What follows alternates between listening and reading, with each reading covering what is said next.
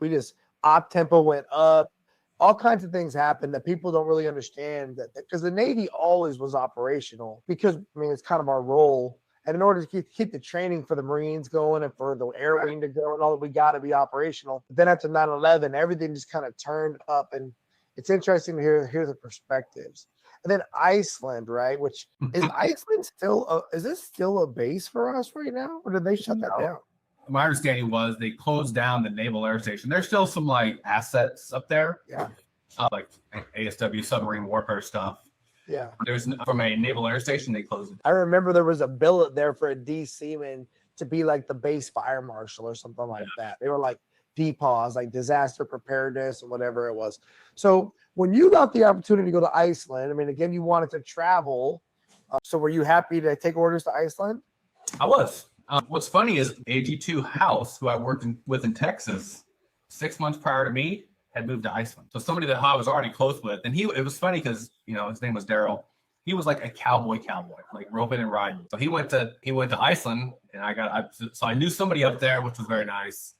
And I was just excited to go see something new because I had joined to go travel and see things. So I was excited. And at that point in time, so it's what, 2003, 2002 time frame? 2002. It was like the fall of 2002. So internet is actually kind of a thing at this point. So maybe you can communicate a little bit better. You can get some intelligence about Iceland.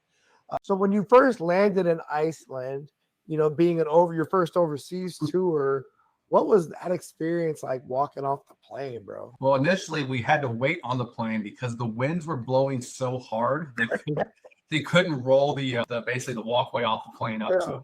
So like, please stand by. When the weather dies down, we'll get off this. And I was like, oh my God, what have I done? Like, and I enjoyed it. Iceland was unique because at the end of the day, it's a small island. It's not that big.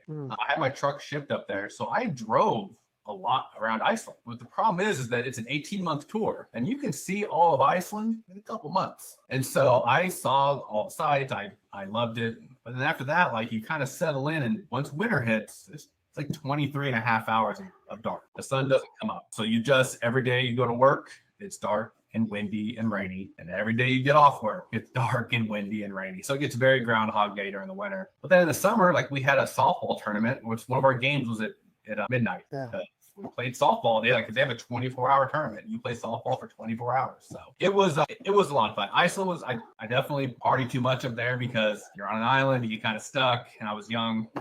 But Iceland was a good tour of duty. Yeah, I was gonna ask you, like, what's the culture of like, because if it's dark a lot, are people inside a lot, awake though, lights are on, lots of activity and energy on the island, or is it like, what was that part like? There wasn't a lot of energy. So as a young sailor, I probably wasn't seeking out the energy that I could have seeked out, maybe enjoyed the island in a more like mature and like not professional, but just like personal way. Like, learn more about Iceland and that. Like, I just had some sailors I hung out with.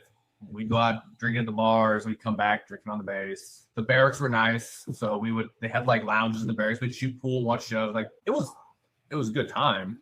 Yeah. But I think if I had gone back like when I was like over 30, a little more mature, I would have appreciated a lot more and probably taken the